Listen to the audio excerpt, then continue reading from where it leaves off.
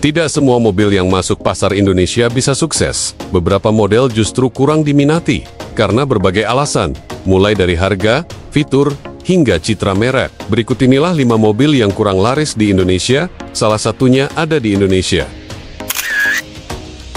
Nissan Juke dikenal dengan desainnya yang unik dan futuristik, lampu depan 3 tingkat yang mencolok, serta kontur bodi yang sporty. Namun, gaya eksentrik ini tidak selalu cocok untuk selera mayoritas konsumen Indonesia. Ditambah harga jual yang masih tinggi sekitar Rp359 juta untuk unit baru. Model 2025 membatasi daya tariknya secara masif. Sementara itu, harga mobil bekasnya telah turun signifikan, kisaran mulai dari Rp100 juta hingga Rp195 juta, tergantung tahun dan kondisi. Jadi, meski menarik perhatian, desain dan harga yang tinggi membuat Nissan Juke relatif sulit bersaing di pasar Indonesia. Chevrolet Captiva pernah menjadi SUV pilihan di Indonesia karena tampilannya yang gagah dan fitur lengkap. Namun sejak keluarnya Chevrolet dari pasar Indonesia sekitar tahun 2018, layanan purna jualnya menjadi terbatas, dan suku cadang semakin sulit diperoleh, terutama dengan harga yang tergolong tinggi. Mobil bekas Captiva masih tersedia, dengan kisaran harga mulai dari sekitar Rp70 juta. Lansiran 2007 sampai 2009 hingga sekitar Rp285 juta untuk unit lebih baru 2016 sampai 2017. Meskipun desain dan kemewahannya menjanjikan, kesulitan perawatan dan biaya suku cadang yang mahal membuat Captiva kurang menarik dibanding SUV merek Jepang. Suzuki Baleno hatchback dulu dianggap kurang populer karena desainnya tidak terlalu mencolok dan segmen hatchback sangat kompetitif. Namun, ia telah membuktikan diri sebagai hatchback paling laris di Indonesia sepanjang tahun 2024, dengan penjualan mencapai 3.672 unit, naik dari 2.824 unit di ke-2023.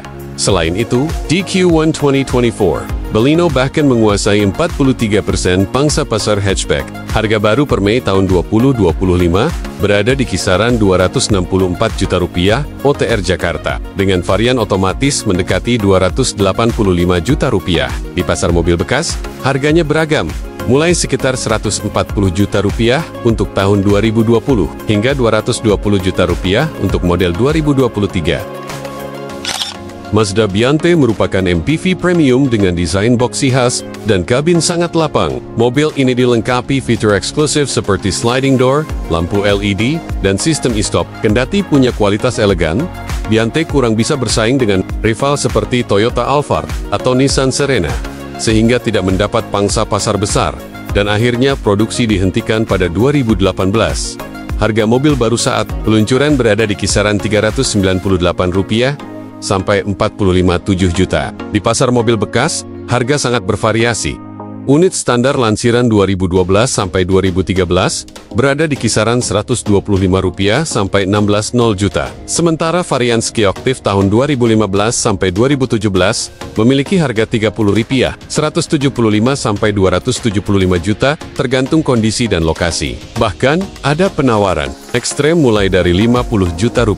Tapi itu termasuk kasus langka dengan kondisi yang sudah cukup tua atau butuh perbaikan besar. Hyundai Sonata merupakan upaya Hyundai untuk masuk ke segmen sedan mewah Indonesia, menampilkan desain modern, mesin 2,4 liter bertenaga, serta fitur premium. Sayangnya, dominasi kuat merek Jepang terutama Toyota Camry dan Honda Accord membuat Sonata sulit membangun citra luxury dan mendapatkan pangsa pasar signifikan di Indonesia. Harga baru Hyundai Sonata bervariasi tergantung varian, mulai dari sekitar Rp359 juta model 2021 hingga lebih dari Rp575 juta untuk varian hybrid limited atau N-Line. Saat ini, Sonata 2022 2,5 liter berkisar Rp408 juta. Oddly enough, harga bekasnya bisa sangat rendah. Unit paling terjangkau ada yang ditawarkan hanya Rp60 juta. Sementara unit 2018 masih bisa tercatat di kisaran Rp300 juta. Penurunan nilai jual kembali ini mencerminkan tantangan Sonata dalam mempertahankan citra dan kepercayaan konsumen di pasar Indonesia. Citra merek dan kualitas layanan purna jual merupakan faktor penentu keberhasilan sebuah mobil di pasar Indonesia. Tanpa kombinasi yang tepat, Bahkan model dengan kualitas baik sekalipun dapat kesulitan bersaing. Inilah sebabnya, beberapa mobil dalam daftar tadi tidak mampu meraih penjualan optimal. Meskipun sebenarnya memiliki fitur dan performa yang menjanjikan,